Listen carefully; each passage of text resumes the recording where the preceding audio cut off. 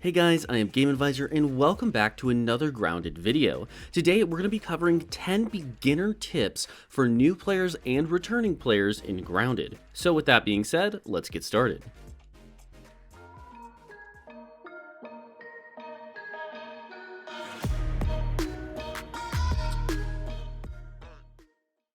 First up is really just kind of a general use tip, so if you are new to the game you may not know this, but there's actually a way that you can use third person mode. If you are playing on a mouse and keyboard, that's going to be by hitting the U button on your keyboard. However, if you are playing on a console, this might be different for you. In order to figure that out, you just need to go find your key bindings in the settings menu, and once you do, you should be able to find a button that allows you to move into third person or some kind of toggleable option. This is extremely useful as it widens your field of view just a little bit, and it's really nice to just be able to see what's going on around you rather than only what's going on in front of you. Second is the way that you can find clean water. When you're first starting out, you may actually be struggling to find drinkable water. You'll notice there's dirty water all over the ground and it's pretty common.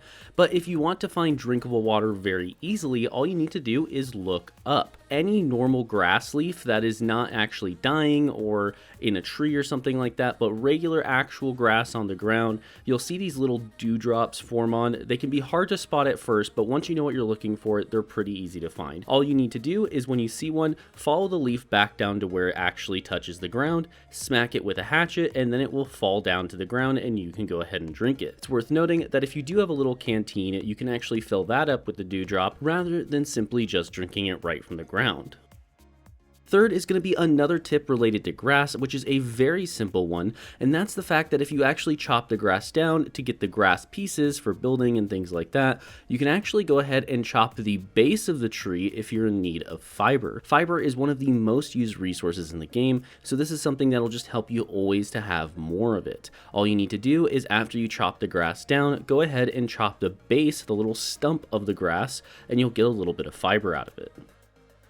Number 4 is how to get thistles for arrows. Now, you may be struggling to figure out where to actually get them, but all you really need to do is go look for plants with a little purple top on it. When you see that, go ahead and head over there, jump on one of the leaves, and start spamming F to pick up the thistles on its stem. So you can work your way all the way up it, and you'll get roughly about 50 or so thistles that you can use to craft yourself some arrows. Now we are halfway there with number 5, which is going to be another crafting related thing, and that's the fact that crafting benches will actually pull resources from nearby boxes. This means that if you put all your boxes near your crafting bench, rather than having to go and get each piece from each box to craft something, all you need to do is open the crafting bench itself, and it will automatically pull the resources out of nearby boxes. This doesn't just work with crafting benches, but actually works with many other crafting related tables, such as the spinning wheel, and things like that. Coming in at number 6 is a tip if you're just clumsy like me or not good at planning things, which is the idea that you can pick up a structure and move it without having to take things out of it. So let's say you put down a chest and now you're like, oh wait, I don't have this close enough to my crafting bench. Well, if you want to move that chest over there and you don't want to pick up all the items out of it and have to drop them or move them into a different chest and kind of shimmy everything around, all you need to do is go ahead and actually pick it up. When you go into the menu, there's actually going to be an option when you interact with it, you'll see it, it's a little hotkey you can press, and when you do, it allows you to relocate the structure. When that does is just move the box and everything in it. So if you're moving bases and you have a chest absolutely full of stuff, you can just relocate that chest rather than relocating every single individual item. Number 7 is to always stop by analyzers to get your tech up early through the research station. Now it's also worth mentioning that these research stations will recharge over time, and when one person researches something, all players on the entire server will get it, regardless of whether or not they're in the server.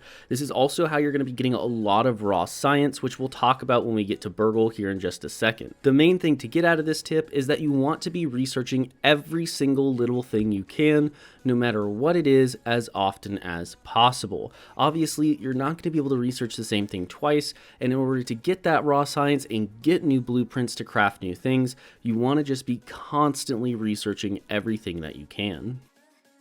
Eighth is just a personal preference of mine, and that's that you can go to the tree to break acorns for food early on. Now, you do need to be careful because there is some hostile enemies over there. I don't want to spoil anything for you guys, but at the end of the day, just know that you're going to want to be cautious. You'll need a hammer to break them open, and when you do, they'll drop little acorn bits. These acorns do also respawn over time, so you can come back and gather them more later. I even set up my base nearby just because I personally like having the ease of access to food. Coming in at number 9 is a unique way to get a ton of gnat fuzz whenever you need it. All you need to do for this is wait till it's nighttime and you see the lanterns turn on. The easiest one to get to in my experience was the one near the tree, since that's where I was basing at. All you need to do is go and run up to that lantern when the light of it is on, and you will see gnats being attracted to it. Then all you have to do is spear them down, shoot them with an arrow, whatever it is that you want to do in order to take them out, and then collect the gnat fuzz. I think there was something like 20 to 30 gnats at it every single night. So if you need gnat fuzz, this is going to be a great way to collect a very large amount of it very easily. Now, our 10th and final tip for you guys is that we highly recommend that you research the smithing station from Burgle first before you do anything else. Fair warning, if you don't know who Burgle is, that's perfectly fine. You'll figure it out later on. Once you interact with him, he will have an offer for you to research the smithing station, and when you do research that, it will allow you to make a special station that will allow you to upgrade your tools to do more damage or have more durability. This is extremely useful, so I highly recommend you pick it up first, and then after that, it really just comes down to your personal preference. And that's going to wrap it up as far as beginner tips go today. Thank you guys so much for watching. Do consider checking out our membership program down below if that's something you're interested in. Otherwise, subscribe for more grounded and other survival game content. We cover tons of different games, we give tons of different tips, tons of guides, and we actually review them. Thank you guys so much for watching once again. I'm Game Advisor, and I'll see you next time.